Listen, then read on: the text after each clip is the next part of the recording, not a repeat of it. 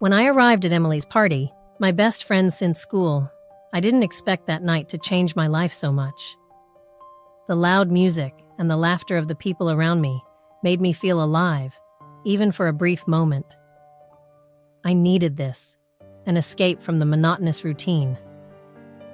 As I grabbed a drink from the makeshift bar in the living room, I felt a shiver run down my spine.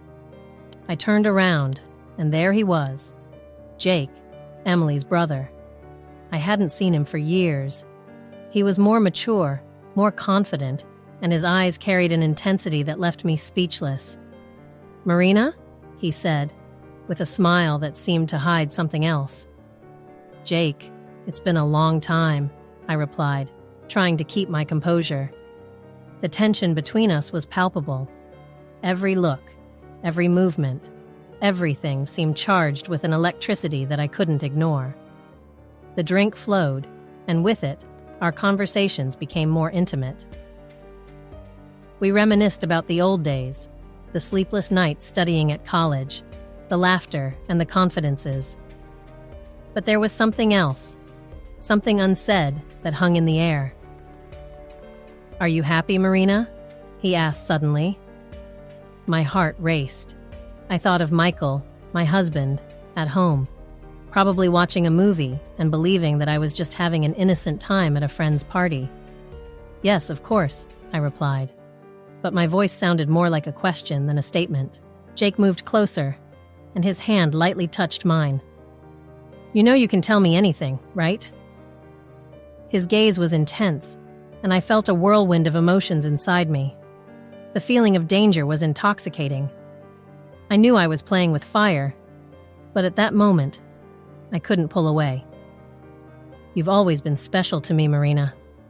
I've never been able to forget you," he whispered, and I felt my world spin.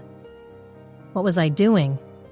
I had a husband who loved me at home, but there, with Jake, everything seemed so right and wrong at the same time. "Jake, I don't know what to say," I mumbled, feeling guilt mixed with a desire I couldn't control. He just smiled, a smile full of unspoken promises, and I knew that the night was far from over. When I entered the party, the loud music and laughter echoed throughout the house. Emily, my best friend, greeted me with a tight hug and a beaming smile. I was excited to see her again, but at the same time, there was a nervousness that I couldn't explain. Perhaps it was the bustle of the atmosphere, or the fact that I hadn't seen most of the people there for years. That's when I saw him. Jake, Emily's brother. He was leaning against the wall, talking to some friends, but when he noticed me, his eyes met mine. A chill ran down my spine, and I felt my heart beat faster. It had been years since I had last seen him, and the tension between us was palpable. He seemed more mature, more self-assured, and this only intensified the attraction I had always felt for him. I grabbed a drink and tried to blend into the conversation, but my eyes kept scanning the crowd for Jake. It wasn't long before he approached, with that smile that always disarmed me. "Long time, huh?" he said, raising his glass in a toast. "Yeah, Jake, you've dropped off the map," I replied, trying to stay calm as my heart raced. The conversation flowed naturally. We talked about old times, our careers, and how life had changed since college. The drink put us at ease, and the conversation started to become more intimate, touching on subjects we had always avoided in the past. "I've never forgotten you, you know," he confessed in a whisper, moving a little closer. That confession left me speechless. I knew there was something unresolved between us, but hearing it from Jake brought out all the feelings I had repressed. I tried to look away, but he grabbed my arm, preventing me from running away. "What about you? Have you ever thought about me?" he asked, with a look that seemed to pierce through my soul. "Jake, I'm married now," I replied, trying to find a way out of the situation. "Michael's at home." "I know," he said, without letting go of my arm. "But that doesn't change how I feel." The sense of danger was almost tangible. I loved Michael, but Jake's presence awakened something I couldn't control. The tension between us was almost suffocating, and I knew I needed to get out of there before anything else happened. But part of me didn't want to. "Shall we go outside?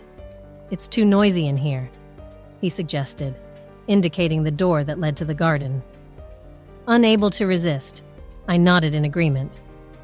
We walked to the garden, where the music and voices were muffled by the distance. The silence between us was full of anticipation, and I could feel my heart beating harder and harder. "I've always wondered what it would be like if we'd had a chance," he said, breaking the silence. "Jake, we can't do that." "I can't," I replied, my voice almost a whisper. "But what if we don't get another chance? What if it's now or never?"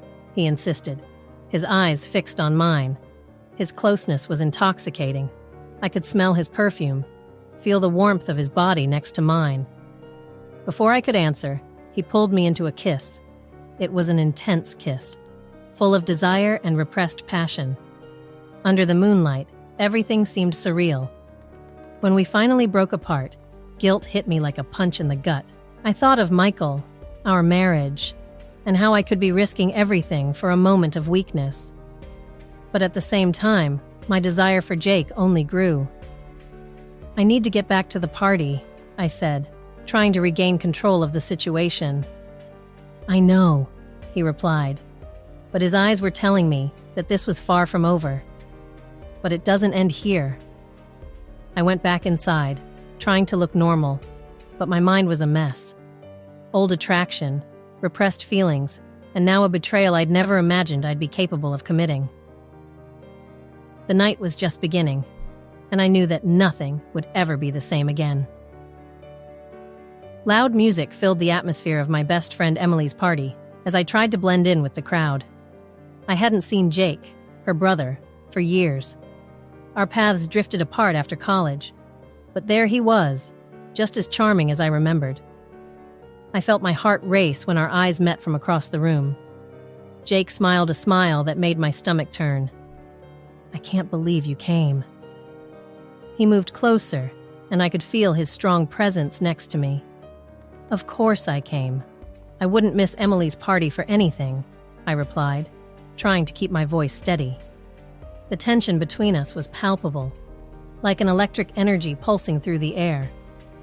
The drink flowed freely, and soon we were chatting like old times. Every laugh, every glance exchanged, seemed to carry a weight that I didn't know how to handle. I remembered Michael, my husband, who was at home.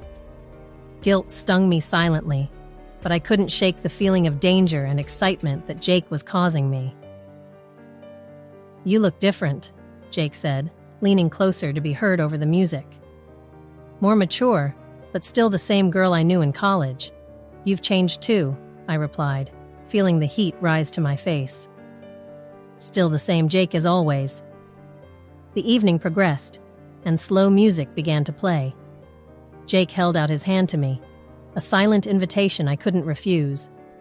Our bodies moved closer, and I felt his hand firmly on my waist. The electricity in the air was undeniable, and our gazes met frequently, trying to hide what we were feeling while Emily was distracted by other guests. "That's not a good idea," I muttered, but I couldn't pull away. "Maybe not," he replied, squeezing me a little tighter. "But what if it is?" His excuse for getting away from the crowd was simple. "Let's get some air." We left the crowded room and went out into the garden, where the music was just a distant echo. We were alone, under the starry sky, and the tension between us was almost unbearable. "Why are we doing this?" I asked, my voice low and trembling. "Because we can't help it," Jake replied, his voice soft but firm. "It's always been here, between us." Before I could answer, he leaned in and kissed me. It was an unexpected, overwhelming kiss that made my whole body vibrate. Under the moonlight, everything seemed more intense, more real. For a moment, I forgot everything, even Michael. But the guilt soon returned. mixed with a desire I couldn't control. "This is crazy," I whispered, pulling away but unable to break eye contact. "It might be," Jake said, still holding my hand. "But I'm not going to pretend I don't want you." The night went on, and the party inside Emily's house ran its course. But for me, everything had changed. The emotions, the internal conflict, and the certainty that something had been awakened between Jake and me, something that wouldn't be easy to erase. I clearly remember the walk to the deserted garden of Emily's house. The party was in full swing. Laughter and music filled the air, but it all seemed like a blur when Jake took my hand and guided me out of the hustle and bustle. The garden was lit only by the soft light of the moon and a few fairy lights scattered around the bushes. The silence here was a welcome relief to the deafening noise inside. "Do you still remember our conversations at college?" he asked, his voice low and engaging. I shook my head, a wistful smile forming on my lips. "How could I forget? You were always my confidant, the person I could count on." He took a step closer, the closeness making my heart race. The tension between us was palpable, almost suffocating. I could feel the heat of his body, and it made me dizzy. "And why didn't we ever explore what we felt back then?" he whispered, his voice hoarse. I took a deep breath, trying to control the wave of emotions that threatened to overwhelm me. "I don't know, Jake. Maybe the fear of ruining what we had, or maybe because I met Michael and..." My voice faltered at the mention of my husband. Jake raised his hand and touched my face with a tenderness that completely disarmed me. "And now? What do you feel now?" Before I could answer, he leaned over and kissed me. It was an unexpected and overwhelming kiss, full of restrained passion. I felt an electric charge run through my body, every fiber of me reacting to that touch. The moonlight poured down on us, creating an almost magical scene that contradicted the guilt that lingered in my mind. When we separated, still panting, reality hit hard. My heart was divided. The desire for Jake was overwhelming, but the image of Michael appeared in my mind, bringing a wave of guilt. This can't happen, Jake," I mumbled, trying to pull away, but he held my hand tightly. "You can't deny what you feel. You didn't kiss me back by accident," he said, his voice heavy with emotion. I closed my eyes, trying to shake off the confusion. He was right. There was something between us that never went away, even after all these years. But what did that mean for my marriage? For my life? I need to think," I whispered, releasing my hand from his and taking a few steps back. Jake nodded, his eyes filled with a mixture of desire and understanding. "I'll be here, waiting for you," he said softly. I went back to the party, trying to put my thoughts in order. The guilt was there, but there was also a growing desire that I couldn't ignore. When I got home that night, Michael was already asleep. I lay down next to him, the weight of what had happened pressing down on my chest. I tried to convince myself that it had all been a mistake, a moment of weakness. But my heart kept beating harder as I remembered Jake's kiss. The next morning, as I looked at Michael while he was having coffee, the guilt intensified. He was a good husband, always present and loving. But there was an emptiness that I couldn't explain, an emptiness that seemed to have been filled, even temporarily, by Jake's kiss. "Are you all right?" Michael asked, noticing my distraction. I forced a smile, trying to look normal. "Yeah, I'm just a bit tired," I lied. He gave me a kiss on the forehead before leaving for work, and I stood there, alone in the kitchen, trying to process everything that was happening. Jake and I exchanged a few messages over the next few days.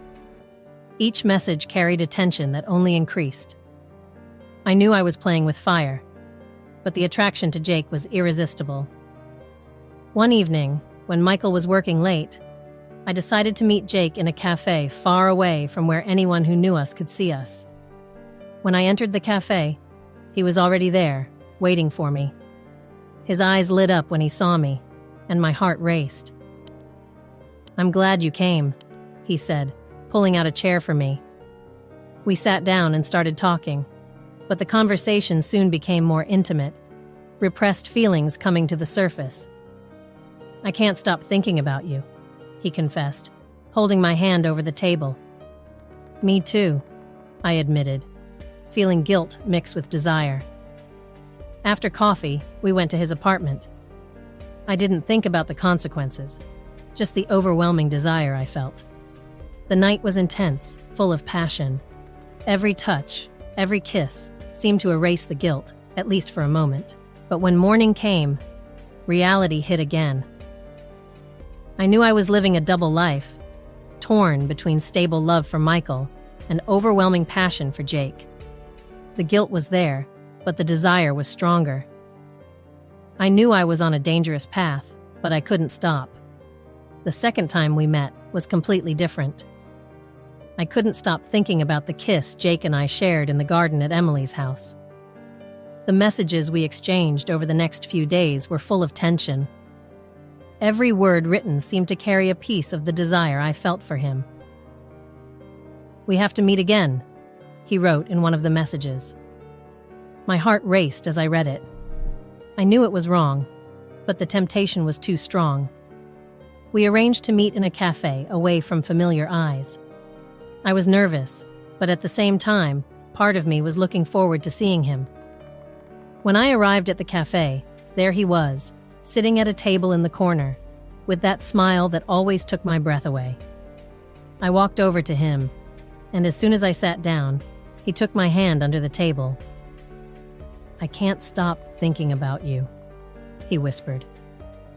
"Me too, Jake," I confessed, feeling guilt weighing on my chest, but at the same time an excitement I couldn't control.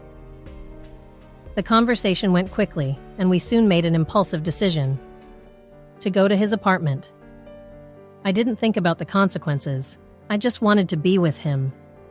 The way there was a blur of anxiety and desire. As soon as the apartment door closed behind us, Jake pulled me into his arms and kissed me, with an intensity that made me forget everything. The passion I felt that night was overwhelming. Every touch, every kiss, every movement seemed to set my skin on fire. The guilt was there, but it was drowned out by the desire that was growing inside me. "I needed you," he murmured against my skin as he kissed me. "Me too," I replied, unable to think of anything but that moment. The night was intense, full of a passion I hadn't felt for a long time. For a few hours, I forgot everything. Michael, the consequences, the danger. There was only Jake and me, and the desire that consumed us. As the sun began to rise, reality hit me again. Lying next to Jake, I felt a heaviness in my chest. The guilt and betrayal were real, but so was the desire I felt for him. "I don't want it to end," he said, stroking my cheek. "Neither do I admitted, knowing that I was plunging deeper and deeper into something that could destroy everything I had.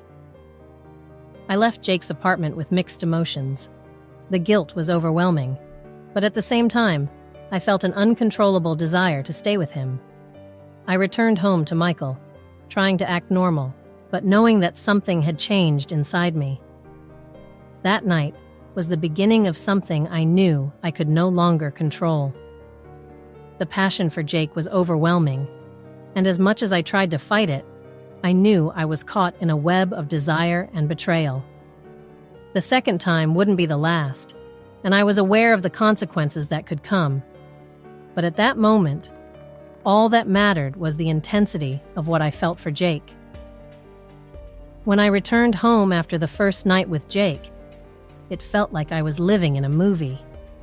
My mind was in turmoil, but my husband Michael's expression when he saw me walk through the door was a painful reminder of reality. He was sitting on the sofa, watching television, and just gave me a smile and asked how my day was. I forced myself to smile back, trying to hide the guilt that was crushing me inside. Over the next few days, my visits to Jake's apartment became frequent. I made up lame excuses to justify my absences from home. "I'm going out with the girls from work," I'd say to Michael, or "I have to work late." Each lie ate away at me a little more, but the adrenaline I felt when I was with Jake seemed to justify everything. "Are you sure you want to carry on with this?" Jake asked me one night as we lay on the sofa in his apartment. He had become a refuge for me, a place where I could be myself, without judgment. "I don't know," I replied, my voice low, "but I can't stay away from you." He pulled me closer, and I felt his heart beating fast against my chest. It gave me a sense of belonging, of passion that I hadn't felt for years with Michael. The excuses for Michael became more and more elaborate. "We're having a last-minute meeting," I'd say. Or, "I need to go on a business trip." And every time I came home, I tried to pretend to be normal.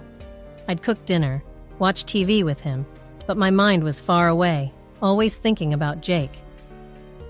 One evening, while we were having dinner, Michael looked at me with a worried expression. "Are you okay? You seem distant lately." I felt my heart skip a beat. "I'm just tired, love. A lot of work," I replied, trying to sound convincing. He took my hand, squeezing it lightly. "If you need anything, I'm here." Guilt hit me like a wave. Michael was a good man, and I was betraying him in every possible way. But at the same time, the excitement of living this double life was irresistible. The pleasure I felt with Jake was something I had never experienced before. Visits to Jake's apartment became almost daily. Each encounter was a new excuse, a new lie. And the more I lied, the deeper I sank into this abyss of infidelity. Adrenaline coursed through my veins, and I felt alive like never before. "This is crazy," I said to Jake one afternoon, as we were getting dressed after another date. "I don't know how long I can keep this up." He moved closer, holding my face between his hands. "I think about it too, but I don't want to lose you." I kissed him hard, trying to ignore the voice in my head that said this would end badly. Every moment with Jake was a battle between guilt and desire, and for now, desire was winning. When I got home, I tried to act normally. I cooked, cleaned, talked to Michael about his day, but inside, she was shattered. Every false smile, every feigned touch, was a reminder of the betrayal she was committing. "You seem happier lately," Michael remarked one evening as we watched a movie on the sofa. "It's nice to see you like this." I forced a smile. "I'm just trying to enjoy life more," I replied, feeling a twinge of guilt. Moments with Jake were a mixture of pleasure and guilt. Every kiss, every touch, every night together, everything was intense, overwhelming. I knew I was playing with fire, but I couldn't stop. The double life I was living gave me a sense of power, of freedom that I had never known before. "We need to be more careful," I said to Jake one afternoon, after we'd almost been caught by a neighbor. "If Michael finds out, it'll be the end." "I know," he replied, holding my hand, "but I can't stay away from you." The adrenaline of living this double life was addictive. I felt like a teenager again, hiding secrets, living intensely. But at the same time, I knew I was walking a fine line, and that one false step could destroy everything. Every time I returned home, I tried to act normal. I hugged Michael, asked him about his day, pretended everything was fine. But inside, I knew I was living a lie, and no matter how hard she tried, she couldn't stop. The double life I was leading was dangerous, exciting, and for now, I was willing to pay the price. The escapades became more and more frequent and daring. I found myself inventing more and more elaborate excuses to justify my absences from home, and at the same time, my relationship with Jake was deepening in a way I'd never imagined possible. What had started out as a repressed desire became something that consumed my thoughts day and night. "We won't be able to go on like this for long, you know, don't you?" Jake said to me one night as we lay in bed, sweaty and panting. I sighed, staring at the ceiling. "I know, but I can't stop. Every time I'm with you, it feels like I'm alive again." "I feel the same way," he said, turning to kiss my shoulder. "But we need to be more careful. Emily is already suspicious, and Michael, well, he's no fool." The mention of my husband brought me back to reality for a moment. Michael was a good, caring man, but my desire for Jake was overwhelming. Our affair was intensifying not only physically, but emotionally too. We discovered new desires and fantasies together, things I'd never even imagined wanting before. Jake made me feel like a different woman, a version of myself that I didn't know existed. "I have an idea," Jake suggested, with that glint of mischief in his eyes that always left me breathless. "Let's spend a weekend together, out of town. Just the two of us, no worries." "Are you crazy?" I asked, but I could already feel my heart racing at the thought. "How am I going to explain this to Michael? You invent a business trip," he said, kissing me softly. "You can always think of something." The proposal was too tempting to refuse. The idea of spending a whole weekend with Jake, without having to hide, was like a dream. Over the next few days, I started planning the lie I would tell Michael. I invented a work conference in another city, something that seemed plausible enough for him not to suspect. Every message I exchanged with Jake about the weekend increased my excitement and anxiety. I was giving myself completely to this forbidden relationship, and even though I knew the risks, I couldn't stop. The day before our getaway, Jake texted me, "Everything ready for tomorrow? I can't wait for us to be together, with no one to interrupt us." I quickly replied, "All set. I can't wait." That night, lying next to Michael, I felt an enormous weight on my chest. He hugged me, whispering that he missed when we spent more time together. My heart squeezed with guilt, but my desire for Jake quickly drowned it out.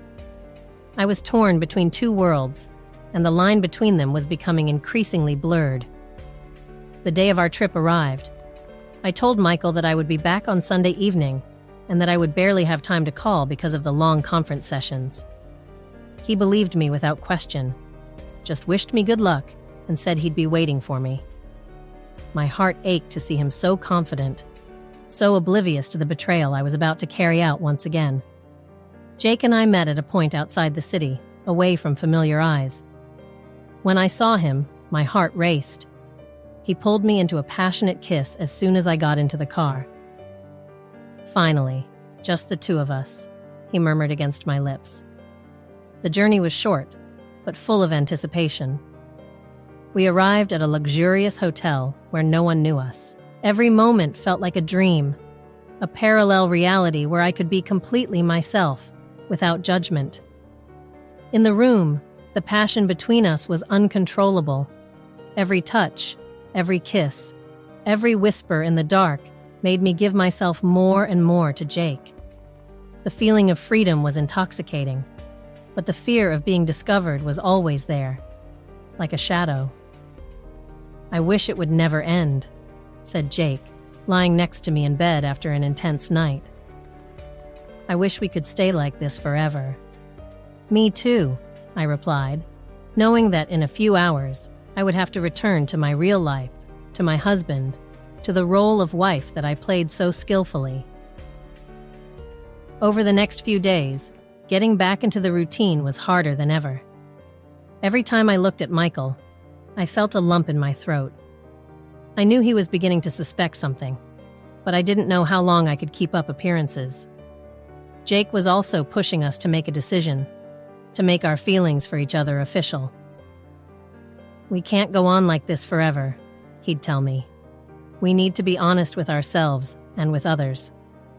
I knew he was right, but the thought of losing Michael, of hurting someone who had always been so good to me, was unbearable. At the same time, The overwhelming love for Jake was something I could no longer ignore. I was caught between two worlds, and I knew that, at some point, I would have to choose one of them. I was sitting in the living room, staring at Michael while he watched TV, trying to look interested in what he was saying about work. But my mind was racing, planning every detail of the lie I would tell the next day. I had to be convincing. I invented a business trip, something he couldn't question. "Love, you know I have to travel tomorrow, right?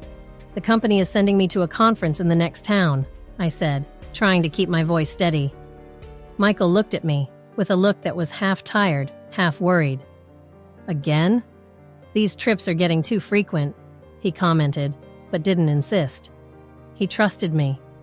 This only made my heart even heavier about what I was about to do. The next morning, I put on my best work clothes, packed my things, and went straight to the train station. Jake was waiting for me in the car, hiding. When I got in, he pulled me into a passionate kiss, and for a moment, all the weight of the guilt seemed to disappear. "You look beautiful," Jake whispered in my ear as we drove to the next town. I felt my heart racing, but it wasn't just the excitement of the moment. It was the adrenaline of doing something so risky. We arrived at a luxurious hotel, the kind I would never have the courage to enter on my own. The receptionist gave us a discreet smile, and I wondered if she knew what we were doing there.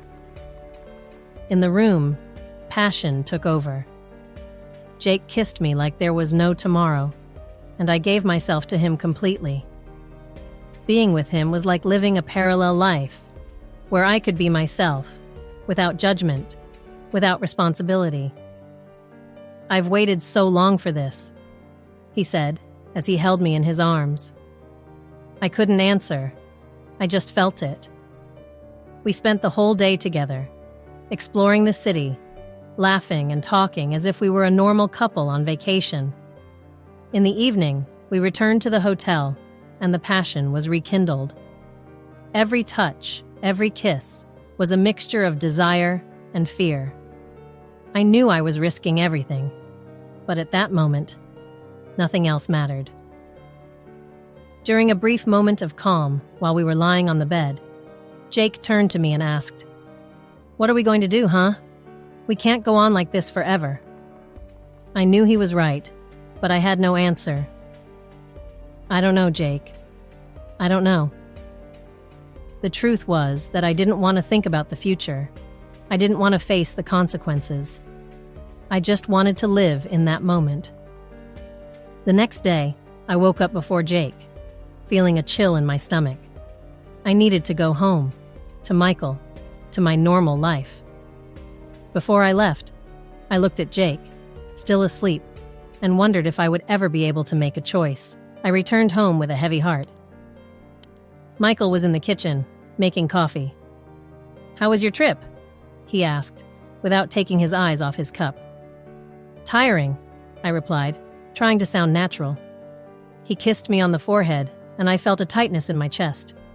Throughout the week, I tried to act normally, but guilt and the fear of being found out consumed me. Jake would send me messages, full of longing and desire, and I would respond with the same intensity. Every time I went out to meet him, I made up a new excuse for Michael. "I have a late meeting today. I'm going out with the girls. I need to sort something out at work." The adrenaline of living this double life was addictive. I knew I was playing with fire, but I couldn't stop. Every encounter with Jake was like an escape from reality, a chance to be happy, even for a brief moment. However, the shadow of discovery was always there. Every time my cell phone rang, my heart raced, afraid that it was Michael finding out. "We need to be more careful," I said to Jake, trying to hide the panic in my voice. "I know, but I can't stay away from you," he would reply, and I felt the same way. We were trapped in a cycle of desire and guilt, unable to find a way out. That elaborate lie, that secret trip, it all came at a price. And I knew that, sooner or later, I would have to pay for it. But for now, I would continue living this double life, enjoying every moment with Jake, even though I knew I was heading for the abyss. The return to reality was much more difficult than I had imagined. After an intense, secret weekend with Jake, routine once again wrapped around me like a sticky web. Michael was waiting for me at home, as always, with that warm smile that made me feel even worse. I tried to keep my composure, to be the perfect wife he'd always known, but I knew something was different about me. "Are you all right, love? You seem a bit distant," Michael asked one evening while we were having dinner. "Yeah, I'm just tired from work," I replied, trying to smile and look convincing. He seemed to believe me, but I knew his suspicions were growing.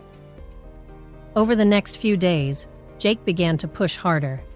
He wanted us to make our relationship official, for me to leave Michael once and for all. "I can't go on like this, living on the sly," he said during one of our phone conversations. "I need you, for real, not just on the sly." I felt torn. On the one hand, there was Michael, my stable and loving husband, with whom I had built a life. On the other, there was Jake, the overwhelming passion that made me feel alive in a way I had never experienced before.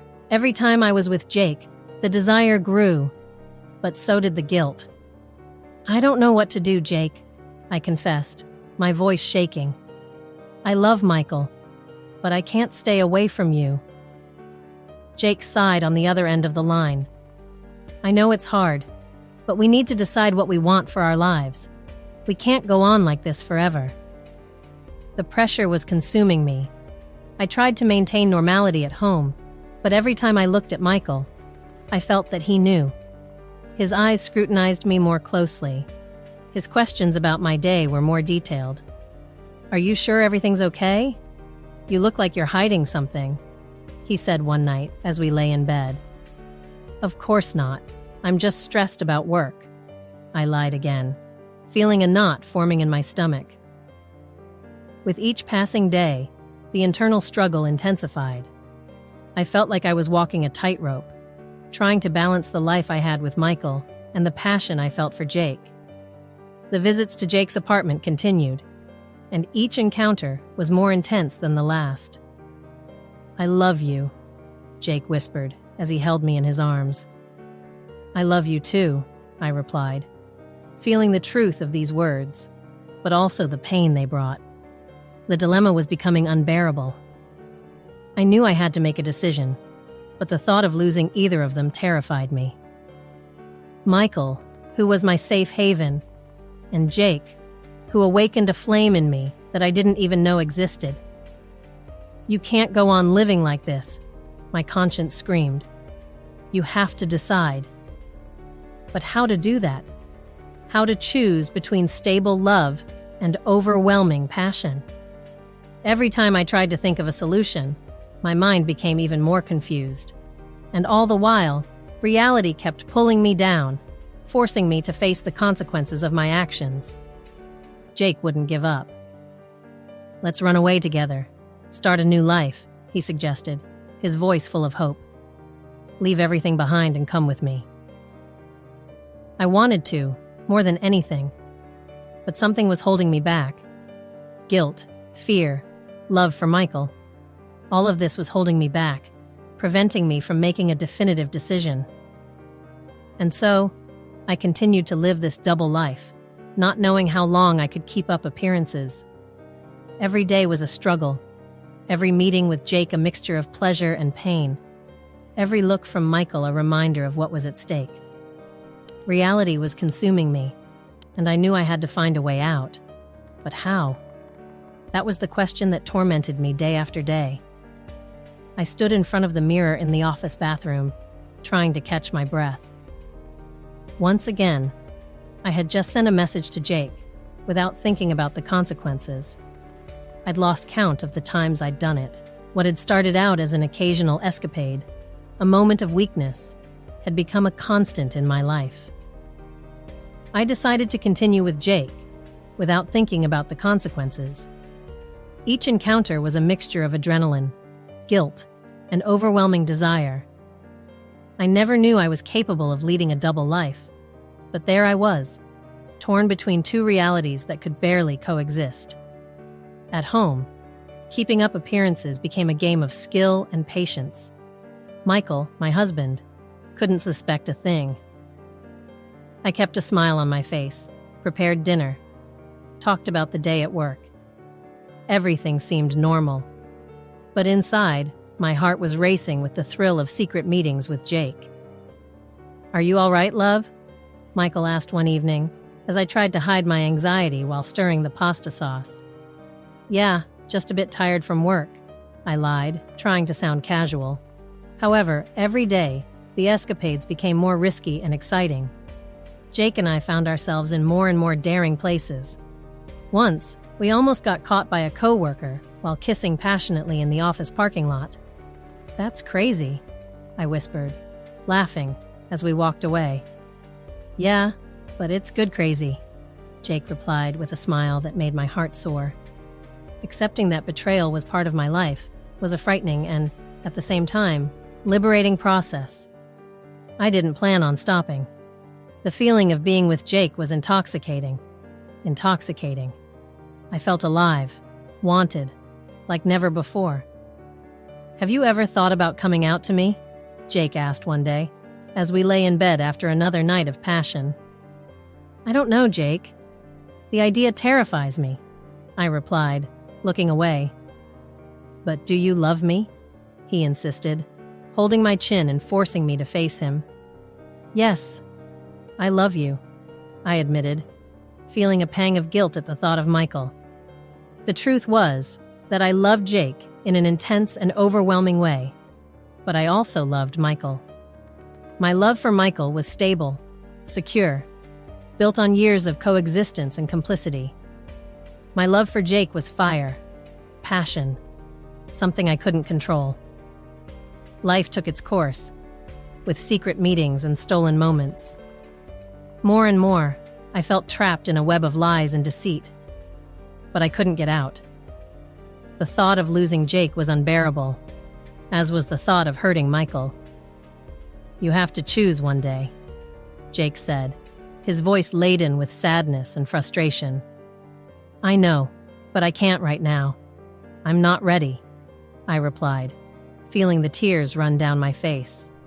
And so I continued to live this double life, trying to balance the conflicting feelings that consumed me. Every day was an internal battle, but also an exciting adventure. I didn't know where it would end, but for now, I was willing to carry on, without thinking about the consequences.